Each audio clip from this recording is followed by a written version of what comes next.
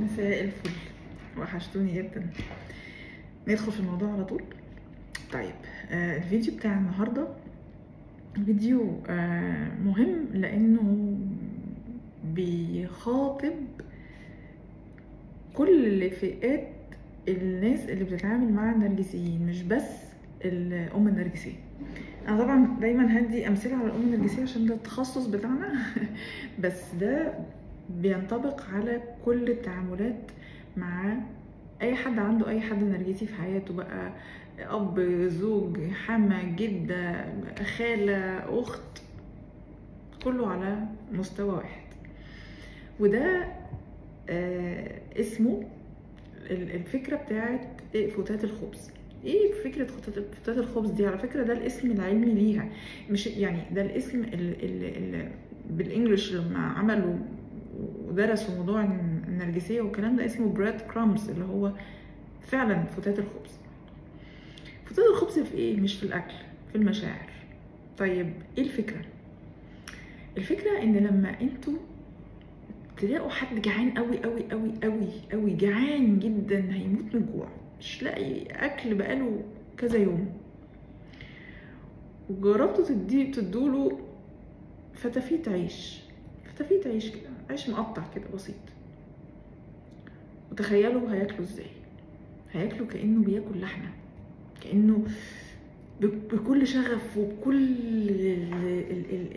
المشاعر، اللي هو الانبساط انه حد اداله شوية فتافيت عيش وهو هيموت من الجوع خلاص، هياكلها كأنها لحمة.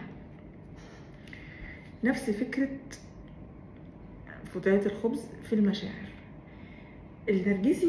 النرجسية بيعملوا حاجة اسمها تجويع المشاعر، بمعنى ان انا اجوعك، ابقى مخلياكي نفسك في تلت كلمة حلوة، مش في كلمة حلوة كاملة. ده الكلمة الحلوة الكاملة دي هتبقى حاجة اعجاز يعني. نفسي في تلت كلمة حلوة، نفسي في نظرة حنينة، نفسي في ابتسامة، بس عايزة بس حد يبصلي ويبتسم لي كده. نفسي النرجسي او النرجسيه تبصلي انا هتكلم عن النرجسيه عشان الام النرجسيه ده الفيديو بتاعنا، يعني ده الثيم بتاع القناه بتاعتي، بس ده يتعمم على الكل. فانا نفسي بس تبصلي بصه حنيه، انا نفسي بس تبتسم لي. فالتجويع العاطفي بيجي بعديها فتات خبز، انا افتكرها وجبه كامله متكامله، لقيتني انا جعانه، نفسي في المشاعر، نفسي في حضن. فلما ابقى نفسي في حضن، ونفسي في حوار لطيف، ونفسي في مثلا نصيحه طيبه، وبدل كل ده بس يجي لي ابتسامه، الابتسامه دي بالنسبه لي تبقى بالدنيا، انا كده خدت اللي انا عايزاه. وبيعمل ايه في المخ؟ الموضوع ده بيبوظ العمليه الريورد سيستم بتاعت المخ. الريورد سيستم اللي هو النظام الجزاء، او النظام يعني انا لما باخد ريورد يعني باخد مكافأة، نظام المكافآت. المخ بيبقى شغال على نظام المكافآت، بمعنى انا دايما عشان اعمل حاجة محتاج مخي يبقى عارف ايه المكافأة اللي هتحصل لي بعد ما اعمل الحاجة دي. انا هلعب رياضه، لازم احط في مخي المكافاه ايه؟ ان انا عايزه اخس، او ان انا عايزه ابقى نفسي طويل، او ان انا عايزه اكسب المسابقه اللي انا داخلها. انا بذاكر عشان المكافاه اللي في دماغي ان انا انجح في الامتحان، بصرف النظر بقى النتيجه ايه، مش دي مشكله، انما لازم يبقى فيه للمخ مكافاه. طيب التجويع العاطفي وبعدين شويه فتات الخبز دي، فتات المشاعر دي، بتبوظ الريورد سيستم بتاع المخ، لان المخ بيبقى مش فاهم هو المفروض استنى ايه. انا مثلا جبت 90% في الثانويه العامه، هدخل طب، ياي. انا طبعا مش عارفه المجاميع السنه دي، فما تضحكوش عليا، يعني انا بتكلم 90 تدخل طب، دي كانت على ايامي، دلوقتي انا مش عارفه طبعا، مش مشكله خالص. انا متوقعه ماما هتعلق الزينات، لان هي قالت لي لو جبتي في 90% فما فوق انت هتبقي حبيبه قلبي من جوه، هتبقي ابنتي المفضله. فانا بلعب على الجول ده، بلعب على اني اوصل ل 90% في ثانويه عامه عشان ماما هترضى عليا، وانا مش عايزه حاجه منها غير ان هي تبقى راضيه عني وابقى مفضله عندها شويه. فانا النتيجه طلعت راجعه بكل شغف وبكل شوق، مستنيه الحضن والهي وشو برافو عليكي والزغروطه والهديه ايه والكلام ده كله. اقوم الاقيها بتقول لي ماشي كويس، ادخلي طب بقى كده. طيب على فكره مش عارفه مين بنت خالتك جابت 95، اتفرجي اتفضلي بقى، بس ماشي تمام الحمد لله الحمد لله. تروح عامله كده، يا نهار اسود يا نهار اسود على الاحباط. مخي بقى يجيله ايه؟ ايرور، يحصل ايرور اللي هو ايه ده مش ده متفقين عليه.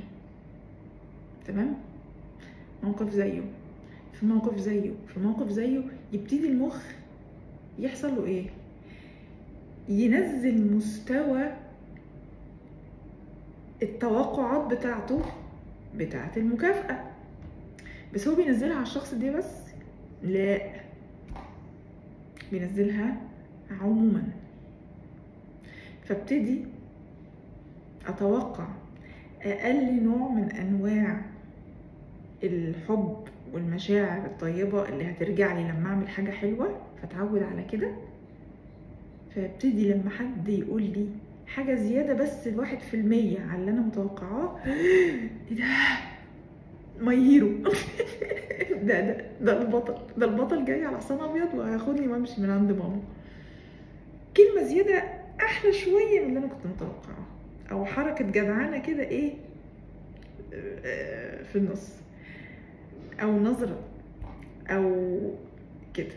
ابقى انا عندي الريورد سيستم بتاعي على الارض، انا مش مستنيه حاجه من انا يا دوبك لو اتقال لي شكرا هطير من الفرحه. فلو اتقال لي بقى شكرا يا جميل، او لبسك حلو النهارده، يا لهوي يا نهار انا شكرا على ثقتك الغاليه.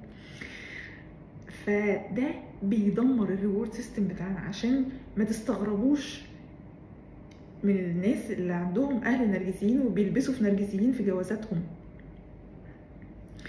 او بيتخدعوا في ناس وبيطلعوا نرجسيين، لان الخدعه جايه من هنا، جايه من المخ. بينزل مستوى التوقعات بتاعته، سقف الطموحات بينزل على الارض على صفر. فاي حاجه من الدور الاول بتبقى جميله. تمام، ده اول خطر. تاني حاجه بالنسبه للمخ، خلاص دي بقت ريورد صح، بقت احنا اتفقنا خلاص هو سيستمها ان دي مكافاه، ان ماما بس تبتسم تقول لي شاطره يا اختي، دي حلوه الحمد لله، ما هزقتنيش ما شتمتنيش ما علتش صوتها ما ضربتش. فلما تيجي تعلي في العقاب، وتعلي في الصمت العقابي، وتعلي في الاهانه، انا متسجل عندي ان هي بتعمل ريورد على فكره. فارجع اقول ايه؟ او تعيا بعد تعيا مثلا، فتصعب عليا بقول ايه؟ بس ما هي برضو على فكره كان في ايام هي كانت طيبه قوي معايا، تكونش مش نرجسيه؟ يكونش قالك يمكن تكون مش نرجسيه. ليه بقى؟ لان هي مره على فكره انا فاكره كويس وانا طفله، كان عندي تقريبا 5 سنين، جيت اقع من البلكونه مسكتني. ما هو خلاص المخ مسجل ان دي ريورد على فكره، مش ان ده الطبيعي، مش ده العادي، لا جيت اقع من البلكونه شدتني مثلا، حاجه بقى اللي هو يعني منطقي تعمل. كنت عيانه وادتني الدواء، انا فاكره ان انا كنت عيانه وادتني الدواء وقالت لي الف سلامه. لا بس لا دي طيبه، دي بتعمل حاجات حلوه ساعات. مره عملت لي شوربه سخنه وانا عندي برد، والله مره كنت خارجه والدنيا كانت بارده قوي وادتني جاكيت. صح، حاجات بقى حاجات هبله بتتعمل طول الوقت من الامهات الطبيعيين. هي اتسجلت عندي ان دي ريورد، اتسجلت عندي ان دي مكافأة، اتسجلت عندي ان الست دي بتعمل حاجات حلوة جدا ساعات. الله، امال يمكن انا ظلمها؟ تكونش هي مش نرجسية، تكونش طيبة؟ لا، بس هي فيها جانب طيب وممكن تتغير. ممكن يكون عشان اهلها مضايقوها زمان، فهي كده. بس هي عادية، هي ست عادية بس مظلومة. كل ده اي كلام فوقه.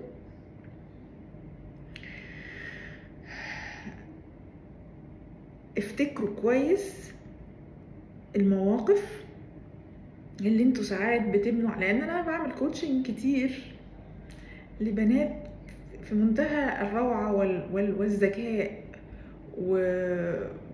ولاد ناس قوي، بنات ناس قوي، ومتعلمين جدا وكل حاجة، وجايين لي عشان الام النرجسية مطلعة عينهم. وفي اول كام سيشن ممكن كتير منهم يبقوا مش مصدقين ان هي نرجسية. لا، اثبتي لي انها نرجسية، اثبتي لي. ما هي يمكن تكون مش نرجسية وانا ظلماها مثلا وجايه لك عن طريق الخطأ. ليه؟ بسبب فتات الخبز دي، وانا بشرح لهم النظرية دي وبيقتنعوا في الاخر.